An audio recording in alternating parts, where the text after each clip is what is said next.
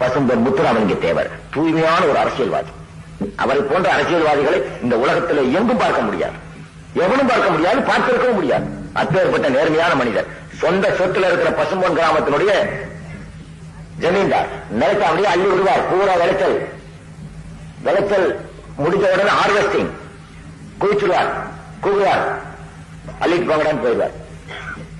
அந்த காலத்திலேயே காந்தியை எதிர்த்து நேதாஜி சுபாஷ் சந்திர போஸினுடைய ஃபார்வர்ட் பிளாக்க எம்பிக்கு நிப்பாரு, எம்எல்ஏக்கு நிப்பாரு, ரெண்டுலையும் ஜெயிப்பார். சாகர வரைக்கும் ஏதாவது ஒன்று விஷயம் கூட தொகுதிக்க போனதில்லை.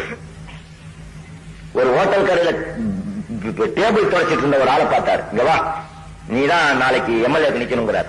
எப்படிங்க நான் நிக்க முடியும், நீ வாயா கூட்டணி விருதுநகர்ல அவரை நிப்பாட்டுறார். உடனே நாடார்கள் சொல்றாங்க, யாரை எழுத்து? சார் குமாரராஜா சாமிகளை எழுத்து. குமாரராஜா இருந்தாரே, ராமநாதபுரம் அரசரை எழுத்து ஒரு ஹோட்டல் கடையில டீ துவைச்சனை கூட நிறுத்துறார். நாடார்கள் சில பேர் ராஜாவுக்கு விசுவாசிகள் சொல்றான், வெட்டிடுவான்னு குதிரையில் அங்கிருந்து வந்தார். அந்த இடத்துல நின்று இப்ப அந்த இடத்துல செலவு வச்சிருக்கிறார். நின்று சொன்னார், இந்த ஒரு நாடாம் தலை விழுந்தால் ஊரில் உள்ள அத்தனை நாடாம் தலை செய்வீர் என்று போயிட்டார். காமராஜ் நாடான்னு ஒரு ஆளை உருவாக்குனவரே முத்துராமலிங்க தேவர். அப்படி கிங்டம் மேக்கராக இருந்தவர் அவர். அவர் உயிரோடு இருந்த வரைக்கும் அந்த மக்கள் மத்தியில் அந்த பார்ப்பனர்கள் உள்ள போக முடியல. அவர் பேர்ல கொலைகேஸ். முத்துராமலிங்க தேவரை குளோஸ் பண்ண சொன்னது நேரு. நேரு எதுக்காக சொல்றான்?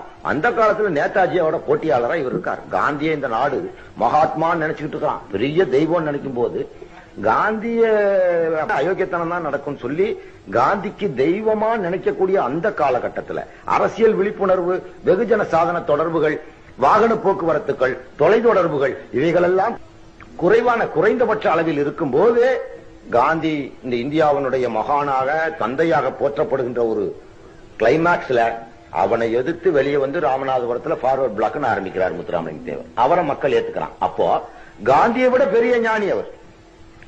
அப்படி உள்ள ஒரு ஃபார்வர்ட் பிளாக்ல காந்தியை எதிர்த்து ஆரம்பிக்கிறார். அந்த எதிர்ப்புணர்வும் நேருக்கு முதல்ல வரும்போதே காமராஜரை தூண்டி விட்டு முத்துராமலிங்க தேவர் கதையை முடிக்க சொல்றான். உடனே அவர் பாக்குறாரு, நாடார்களை விட்டுனோன்னா தப்பா போயிரும்னு பள்ளர்களை விட்டார். அந்த பகை முடியாம இன்னைக்கு வரைக்கும் ஒரு தாய் மக்கள், ஒரு மொழி பேசுகிறவர்கள், ஒரு மண்ணில் விளைந்த நெல்மணிகளையும் கதிர்களையும் உண்டு வாழ்கிற சகோதரர்கள்